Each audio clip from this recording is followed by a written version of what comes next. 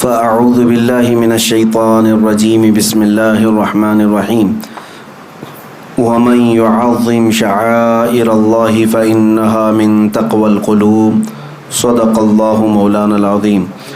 بارگاہ رسالت معاب صلی اللہ علیہ وسلم میں درود پاک کا ہدیہ پیش کریں۔ اللہم صل علی سیدنا و مولانا محمد معدن الجود والکرم وآلہ واصحابہ الکرام وابنہ الکریم وبارک وسلم صلاة دائمة سرمدا ابدا۔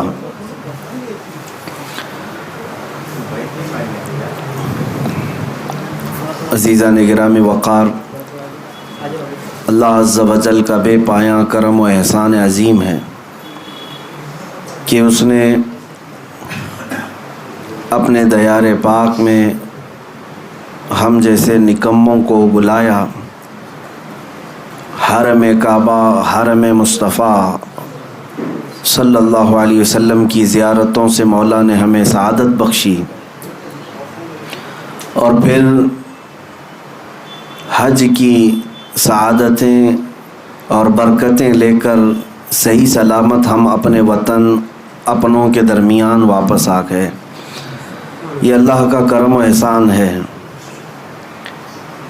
ورنہ معمول تو یہ ہے کہ جب ہم سفر حج پر جاتے ہیں یا عمرہ کی سعادت حاصل کرنے ہیں، نیت تو میری یہی ہوتی ہے کہ واپس پھر کبھی نہ آئیں۔ رسول کریم صلی اللہ تعالیٰ علیہ وسلم کی بارگاہ میں ان کے قدموں میں سونا نصیب ہو جائے، زندگی وصول ہو جائے۔ لیکن اللہ تعالیٰ کی مرضی، اگر واپس لوٹانا ہمارے وطن میں، ہمارے مقدر میں اس نے لکھا ہے تو لوٹ کر رہیں گے، اور پھر جب آنے کی گھڑی ہوتی ہے یقیناً وہ روح فرسا ہوتی ہے۔ مدینہ طیبہ سے واپسی کی گھڑی واقعی ایک سچے محبت کرنے والے عاشق کے لیے بہت ہی سخت امتحان کی گھڑی ہوتی ہے۔ قدم لڑکھڑا جاتے ہیں کہ جو حسین منظر، جو خوبصورت وادیوں میں میں میرے مصطفیٰ کریم صلی اللہ علیہ وسلم کی برکتیں لے رہا تھا، اچانک واپسی کا وقت آ جاتا ہے، قافلے کے چلنے کا شور ہو جاتا ہے، تھوڑی دیر کے لیے کشمکش میں رہتا ہے بندہ، لیکن میرے عزیزو ہم واپس وہاں سے آتے ہیں تو یہی عزم لے کر کے آتے ہیں کہ اے اللہ، مدینے سے اگر واپس جانا ہمارے مقدر میں تو نے لکھ دیا ہے تو فقط اب اس کام کے لیے ہمیں واپس لوٹا کہ وطن جائیں تو بھی زندگی بھر میرے مصطفیٰ کی بات کیا کریں اور دین متین کی خدمت کیا کریں، اللہ اور اس کے رسول کی رضا کے لیے جیا کریں۔ عزیزان گرامی، میں نے قرآن عظیم کی ایک آیت آپ کے سامنے تلاوت کی۔ اللہ فرماتا ہے وَمَن يُعَظِّمْ شَعَائِرَ اللَّهِ فَإِنَّهَا مِن تَقْوَى الْقُلُوبِ۔ جو اللہ کی نشانیوں کی تعظیم کرتے ہیں، عزت کرتے ہیں، انہیں دل کا تقوی حاصل ہوتا ہے۔ اللہ کی نشانیاں کیا ہیں؟ آپ نے قرآن کی آیت میں یہ سنا ہوگا اِنَّ الصَّفَا وَالْمَرْوَةَ مِن شَعَائِرِ اللَّهِ۔ قرآن میں ہی ہے، دوسرے پارے میں اللہ تعالیٰ فرماتا ہے بے شک صفا اور مروہ اللہ کی نشانیوں میں سے۔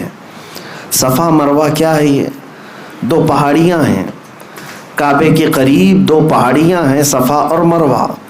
ان دو پہاڑیوں کو اللہ تعالیٰ فرماتا ہے کہ یہ اللہ کی نشانیوں میں سے ہیں۔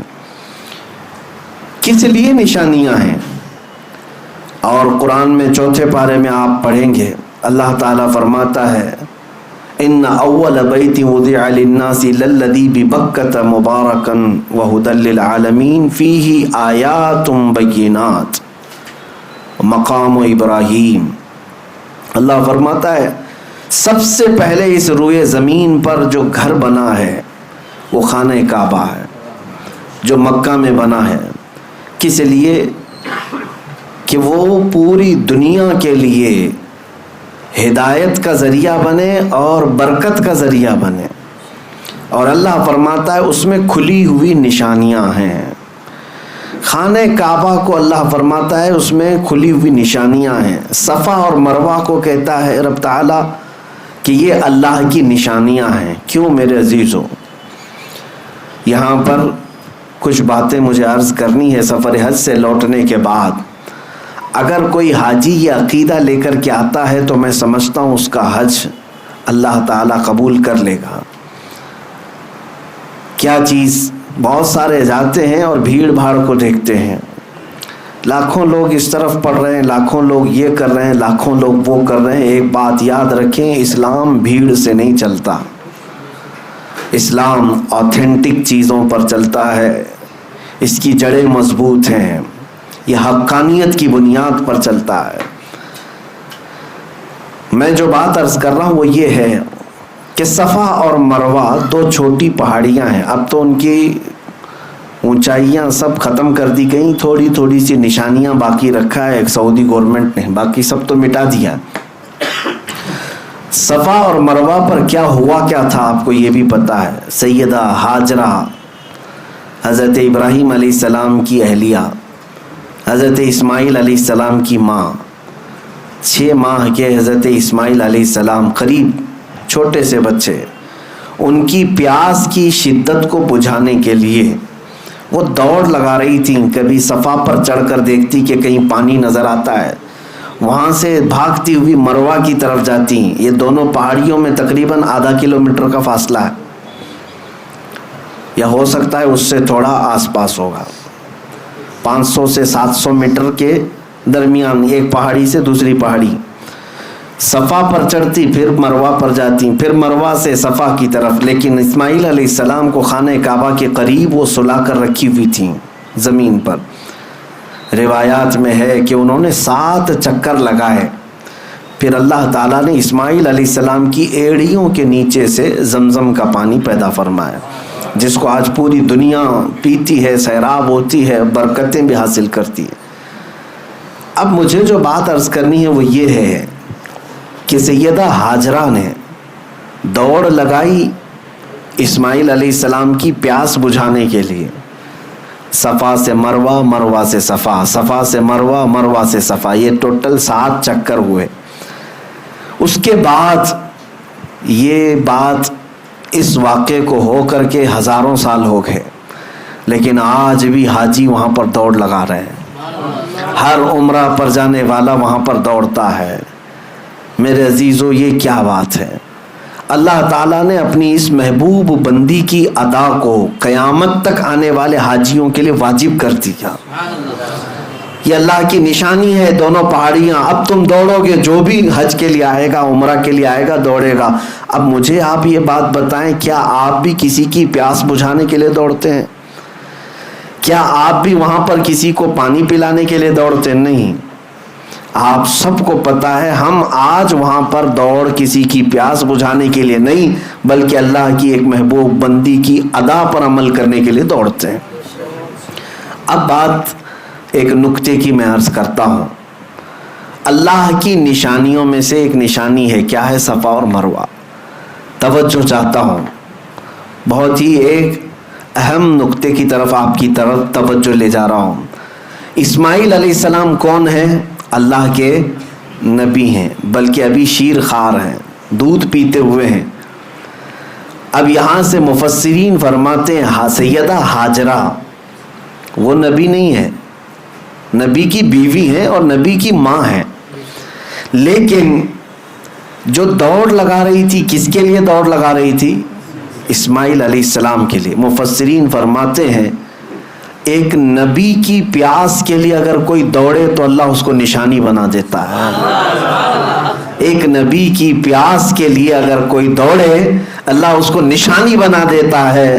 اے میرے عزیزو، اگر میرے مصطفیٰ کی عزت کے لیے کوئی دوڑے تو یاد رکھنا قیامت تک اس بندے کو بھی اللہ نشانی بنا دیتا ہے۔ بے نشانوں کا نشان مٹتا نہیں، مٹتے مٹتے نام ہو ہی جائے گا۔ آج بر صغیر بلکہ عالم اسلام میں اگر ایک عبقری شخصیت امام اہل سنت فاضل بریلوی امام احمد رضا خان رحمت اللہ تعالی علیہ کو پوری دنیا جانتی ہے اور پہچانتی ہے تو اسی بنیاد پر کہ ایک نبی کی عزت اور اس کے پہرے داری کے لیے زندگی وقف کر دیا تھا، اور اللہ نے ان کی زندگی کو آج سارے لوگوں کے لیے نشانی بنا دیا۔ میں اللہ کی نشانیوں میں سے جو نشانیاں ہیں اس کو یہ سمجھ کر کے آیا کہ اب ہمیں اللہ تعالیٰ کی نشانی اگر بننا ہے تو میرے عزیزو نبی کی عزت اور ان کی محبت کے لیے دوڑ لگانا ہوگا۔ وہاں پر بہت ساری چیزیں ہیں، لیکن ایک محب رسول جاتا ہے تو اپنے حبیب کی خوشبوئیں وہاں ڈھونڈتا ہے۔ بعض بدبخت جاتے ہیں، وہ کہتے ہیں کہ یہاں پر آپ مصطفیٰ کریم صلی اللہ تعالیٰ علیہ وسلم کا نام لینے کی بھی ضرورت نہیں، نعوذ باللہ من ذالک۔ کئی ایسوں سے میری ملاقات بھی ہوئی، وہ کہتے ہیں کہ وہ آئے تھے اور اپنا پیغام دی اور چلے گئے، وہ اتنے امپورٹنٹ نہیں ہے، قرآن امپورٹنٹ ہے، کعبہ امپورٹنٹ ہے۔ آپ آئے ہیں یہاں پر تو کعبے کا طواف کیجئے، قرآن کی تلاوت کیجئے۔ نبی نبی کیا کہتے ہیں، یہ ان کی مت ماری گئی ہے۔ میں نے ان سے کہا کہ نبی اہم نہیں ہے، ایک وہیں کے مقامی رہنے والا برسوں سے رہتا ہے، وہ کہہ رہا تھا کہ نہیں وہ اہم نہیں ہے، قرآن اہم ہے، کعبہ اہم ہے۔ میں نے کہا احمق کو دیکھو، اگر نبی اہم نہیں ہے تو ایک غیر اہم شخص اگر قرآن لا کے دیا ہے تو قرآن کیسے اہم ہو گیا؟ اگر وہ اہم نہیں ہے تو غیر اہم آدمی اگر کوئی کتاب کے بارے میں کہہ رہا ہے یہ اللہ کی کتاب، تو نے مان کیسے لیا کہ یہ اللہ کی کتاب ہے؟ پہلے تجھے یہ تسلیم کرنا پڑے گا جو قرآن لایا ہے وہ سب سے اہم ہے، جس نے کعبہ کی عظمت بتائی وہ سب سے اہم ہے۔ اگر وہ عظمت نہ بتاتا تو ہمیں کیا پتا، اگر وہ قرآن کے اوراق ہمارے سامنے تلاوت نہ کرتا تو ہمیں قرآن کیا پتا۔ اس لیے میرے عزیزو، ہمارا معاملہ تو یہی ہے جو امام اہل سنت فاضل بریلوی نے فرمایا ہے کہ طیبہ نہ صحیح افضل، مکہ ہی بڑا زاہد، ہم عشق کے بندے ہیں کیوں بات بڑھائی ہے۔ اعلیٰ حضرت فرماتے ہیں کہ اے لوگو، تم نے تو ابھی نبی پاک صلی اللہ علیہ وسلم کی عظمت کو دیکھا ہی کیا ہے؟ اگر دیکھنا ہے تو آؤ خانے کعبہ کے پاس اور کعبے کو توجہ سے دیکھو تو پتہ چلے گا، غور سے سن تو رضا کعبے سے آتی ہے صدا، میری